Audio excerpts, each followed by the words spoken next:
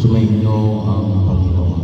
At sumainyo Ang mabuting balita ng Panginoon ayon kay San. Papos ng Panginoon.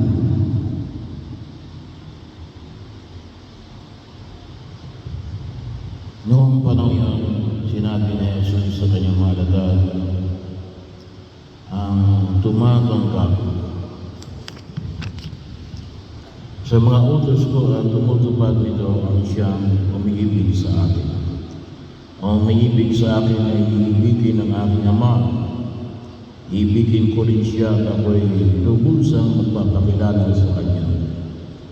Tinanong siya ni Juan, hindi ang Iscariote, Judas, Panginoon, bakit po sa amin lamang kayo nagpapakilala ng lubusan at hindi sa sanlibutan?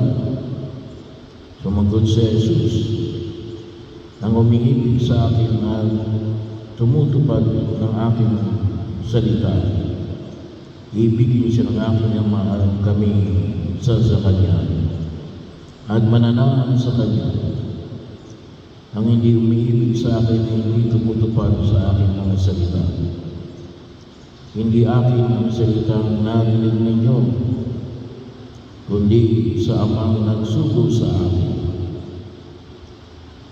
Sinabi ko sa inyo ang mga bagay na ito, samantalang kasama pa ninyo ako. Ngunit ang patnubay, ang Espiritu Santo na susubuin ng Ama sa pangalan ko, ang siyang magtuturo sa inyo ng lahat ng bagay at magpapaalala ng lahat ng sinabi ko sa inyo. Ang mabuting balita ng Panginoon.